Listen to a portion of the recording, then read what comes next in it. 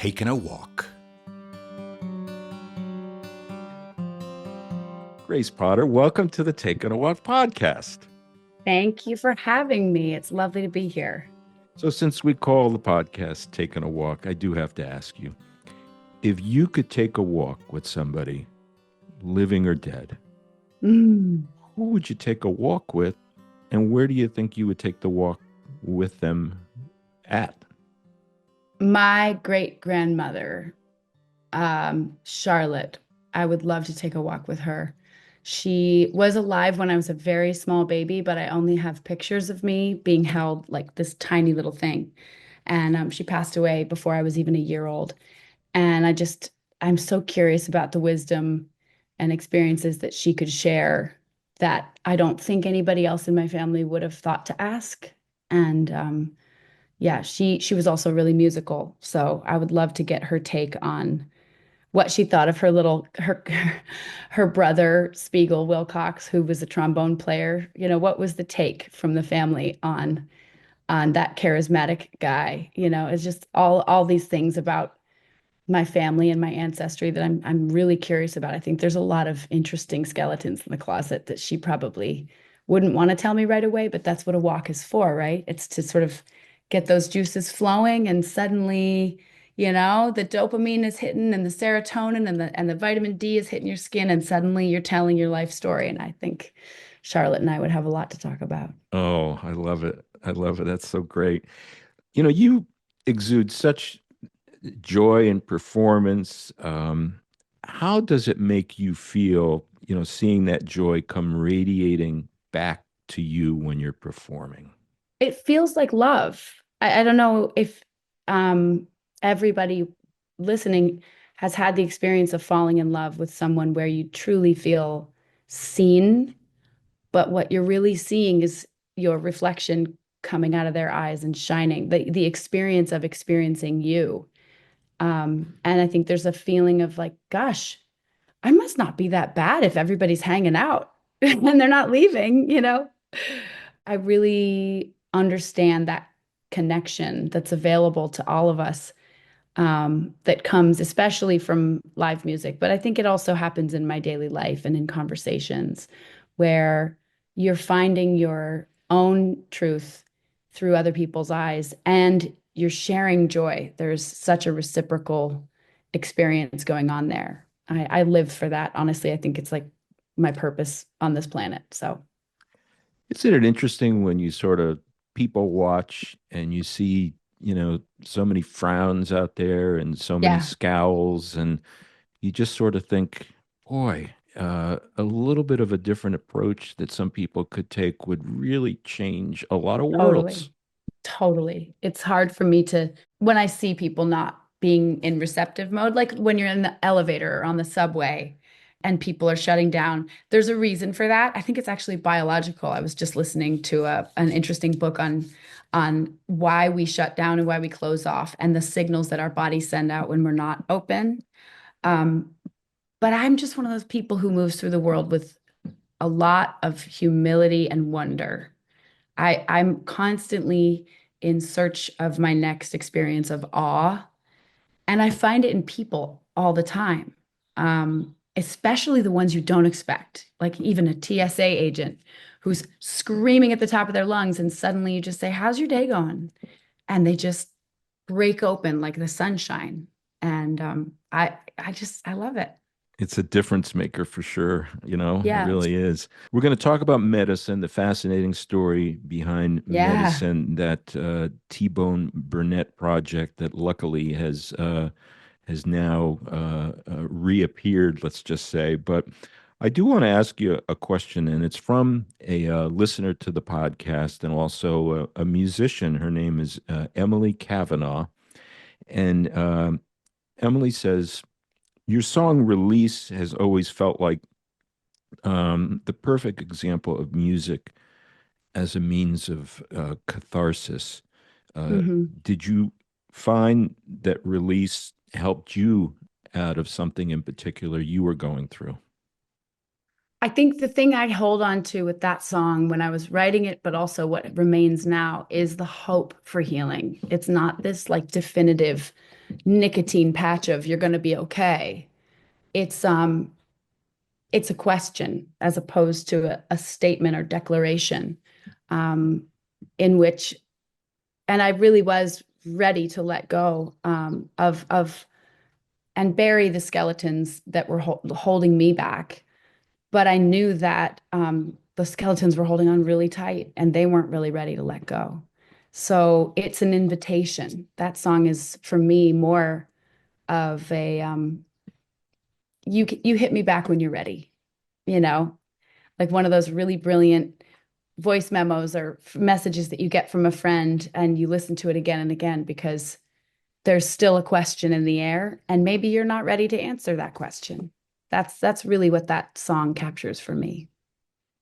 Can you talk about the early days in Vermont? I know you still spend time in Vermont, but those early days, how did they shape you musically and with your sort of worldview today?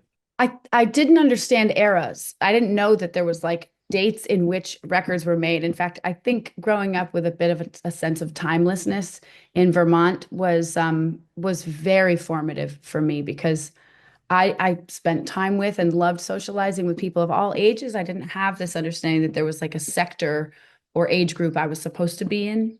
And it served me really well because the more I found access to different points of view and different natures and different inclinations. And, Vermont is a place where it can be a bit of an echo chamber of, I think there's a lot of intellectuals and there's a lot of farmers.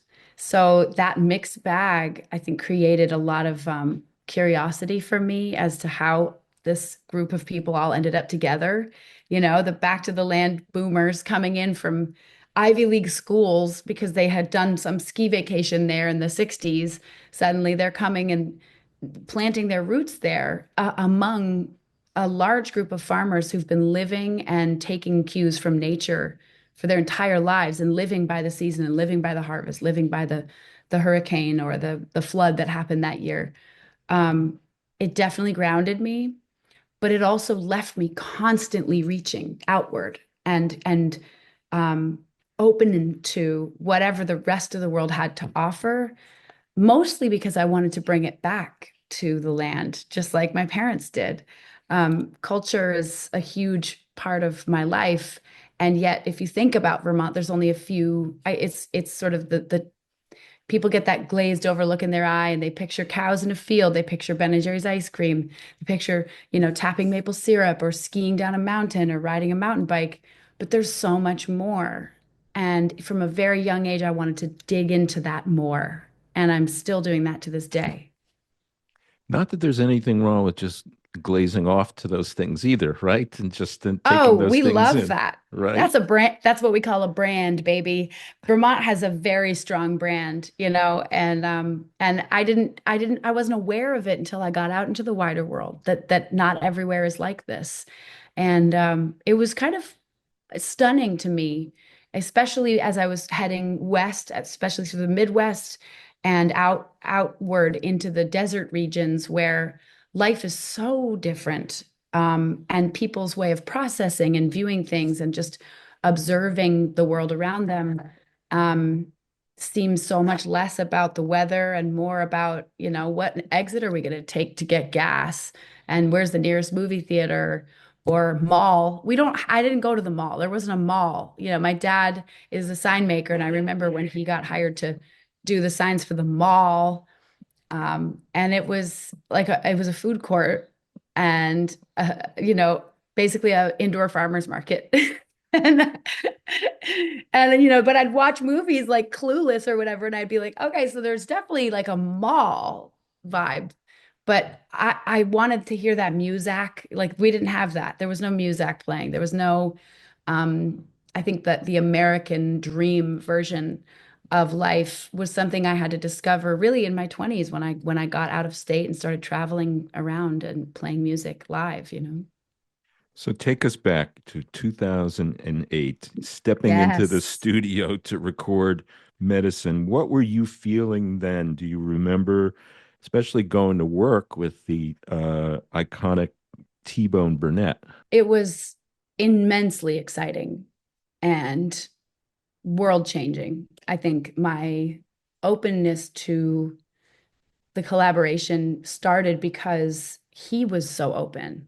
I was otherwise ready to take instruction and, I felt like I needed to behave myself. I think I'd been warned by executives and people in the industry that not necessarily not to stand up for myself, but to like just roll with the punches. Like it's that I was told it would be hard, like a wrestling match. Everything about being in the studio felt a little bit like brain surgery to me.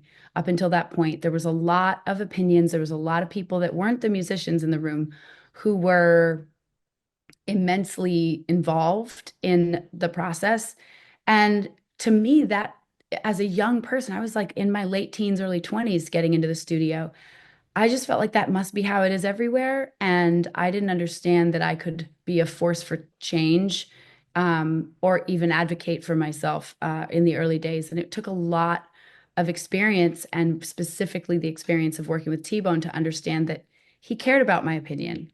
He actually genuinely wanted to know what was my natural reaction to something. He would want to hear me just sing something down in the studio and see where my instincts would take me. And there was none of this sort of incision into my instincts to insert himself into that sound. It was much more effortless and organic. And it was a living, breathing experience of watching five strangers in a studio become an organism that operated as one. And up until then, the only experiences I'd had like that were with my band live. And suddenly it felt more like I was in a concert hall, um, and almost like a Quaker ceremony all at once. There was a very spiritual experience happening. It's because there was a reverence and a respect being not only thrown out into the tape reels and into the microphones, but shown towards me. And it was the beginning of my understanding that I had agency and creative importance in the room. And I had not expected that. So why was this, not released? Probably they maybe I think that the people that were used to being in the room hadn't been in the room. And so there was I think there's a lot of pride and ownership over the process. And at the time, like I said, there was a lot of hands on me. There was a lot of eyes on me. There was a lot of attention and a lot of money being spent. And the room that we were in was a very quiet, very still, very peaceful place. But that also meant that it was not a place of what do you think? And so there was no what do you think until it was completed. And I think they actually really liked the record. I think that, I mean, I got some really amazing feedback whenever there were little visits to the studio. There was very little input being put in, but there was a lot of like, just, wow, this is a very different pressure valve being pushed by your voice. And this music sounds wildly different. And I think that it was a concern that the investment that had been made in me was one thing, and that this was a hard left too soon in my career, and that it would put me into a category of almost that legacy sound, that timeless sound that, while heroic, doesn't necessarily need to or belong in the career arc of a 25, 26-year-old woman who's just at the beginning. I think there was a lot at stake, and they felt like taking a second crack at it with a producer who was more radio friendly, more aware of my age and the vivacious nature of me, which I think for so many female musicians, it feels like there's a shelf life there. But I think, Tina Turner can attest to the fact that that's not at all true. And I'm certainly doing the same thing now, 20 years later almost. I've probably got more vivaciousness in me now than I did even then, because I have more of a command over it.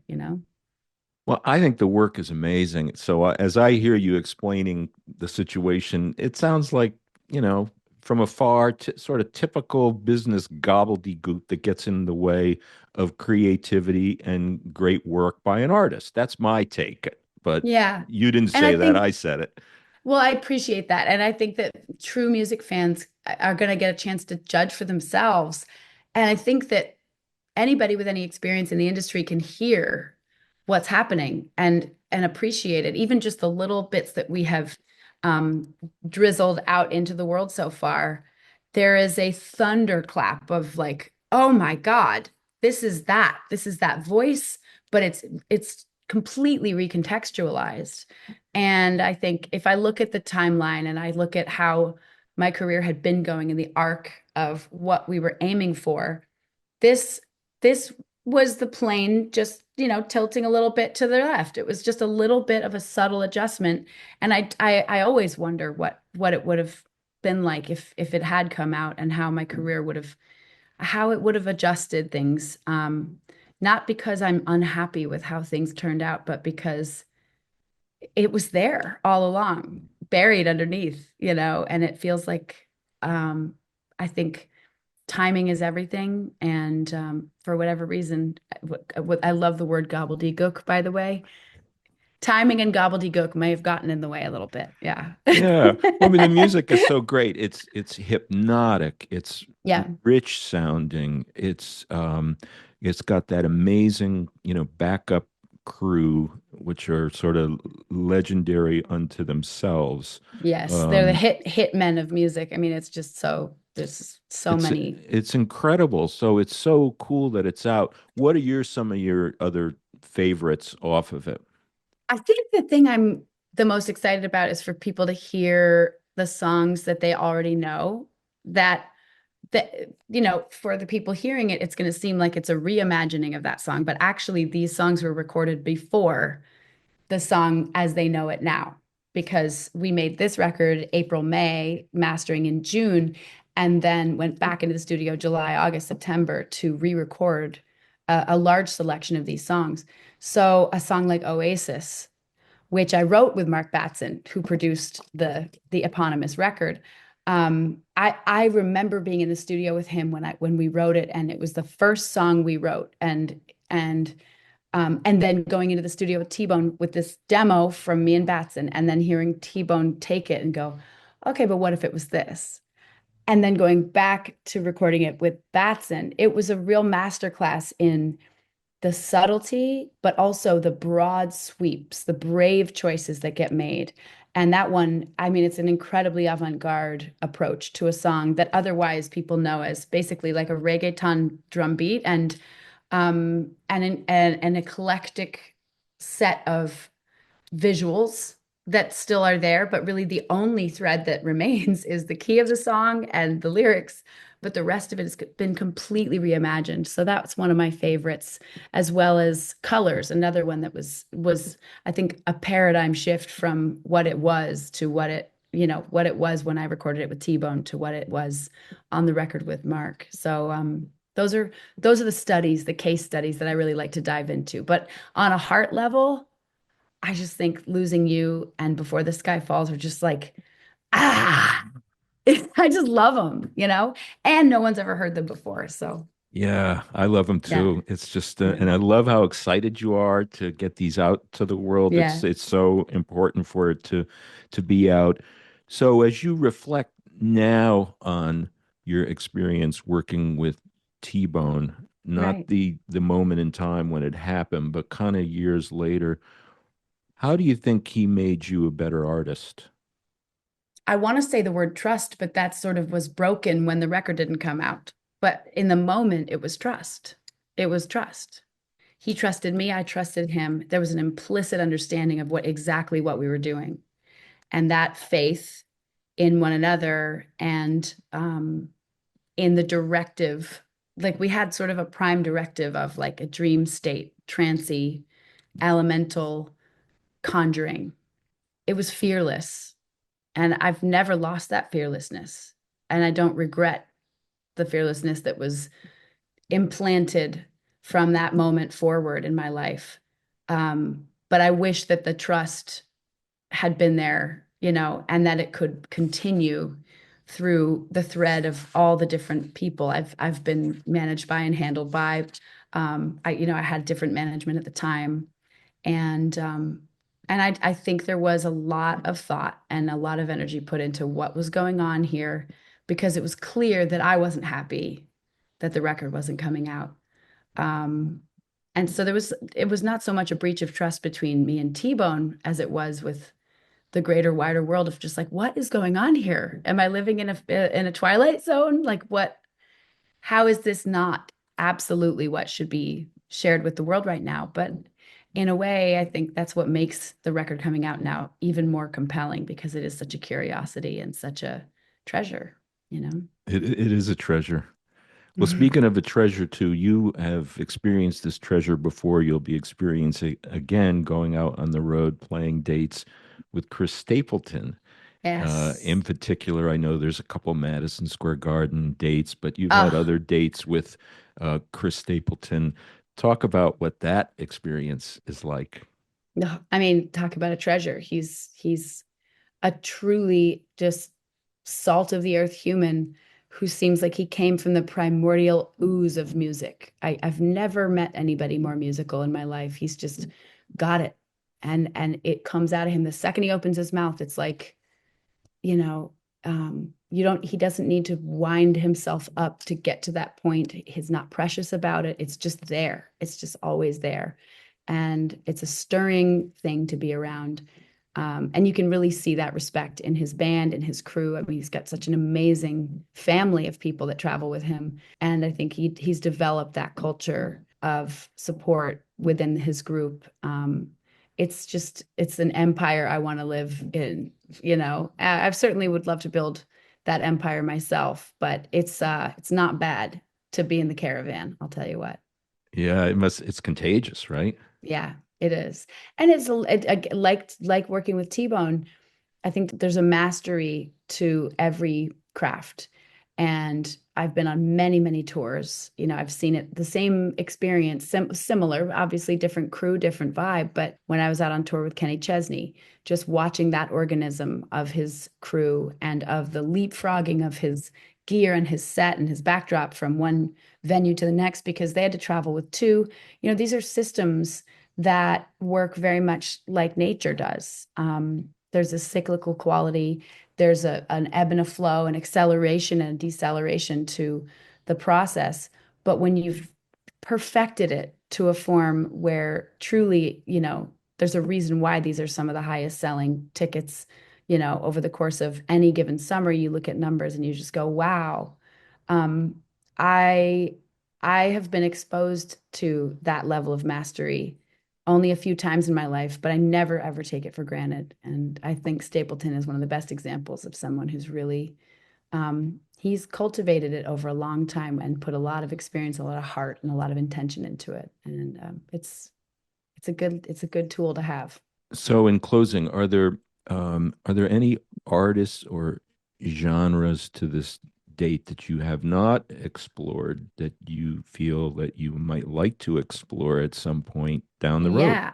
Oh, well, I mean, New Orleans is sort of my heart home. That's where I belong when I'm not home in California or home in Vermont or home on the tour bus. And it's exposed me to specifically jazz and blues, but I think that funk, soul, R&B, hip hop, gospel, every element that I pull from in my music is something that I certainly don't belong to, being a random, you know, farmer mountain hippie from Vermont. But I think it just opens the floodgates for me creatively to want to explore deeper. And I've always wanted to score movies, so the instrumental and working with orchestras, and working in this place where we go back in time and you look at, you know, Count Basie, or you look at Billie Holiday, or you look at, you know, my Uncle Spiegel, bringing it back to Grandma Charlotte. Uncle Spiegel, her little brother, was a trombone player with Tommy Dorsey. And the big band spirit and the orchestra spirit are very similar. They all were pulling from New Orleans. You know, they're all pulling from this incredible gumbo of American music. And it's kind of an eternal well. You know, especially when I listen to instrumental music, I'm like, well, okay, just put some vocals to that. And we've got ourselves a whole record. Martin Denny and Les Baxter and Esquivel. And, I love Hawaiian music so much. I would love to make like a whole Hawaiian record. I'd love to make an entire Spanish language record. I'm so inspired by bossa nova, and I've always wanted to learn how to play flamenco guitar, having gone to Spain and spent a huge amount of time in Spain. So I'm just really scratching the surface, of what is possible. And I'm never going to stop, looking for that new and wondrous realm that I can step into. But it's not a genre. I don't believe in time and I don't believe in genres, honestly. It's just kind of like uh, I don't care when it came out. I don't care what country it came from. If it speaks to me, I'm gonna chase it down and find a way to interpret it and find my own voice in From the flying V to the it. flamenco. Yeah. Wow. That is awesome. I believe Yeah. it. Oh, Grace Potter, thank you for the joy you continue to give us. Thank you for letting us talk about medicine and talk about your creative process. And thanks for being on Taking a Walk. It's a pure joy. I had so much fun talking to you, Buzz. I hope we get to talk again soon. I hope so too. Thank you, Grace. All right. Thanks for listening to this episode of the Taking a Walk podcast. Share this and other episodes with your friends and follow us so you never miss an episode. Taking a Walk is available on the iHeartRadio app, Apple Podcasts, and wherever you get your podcasts.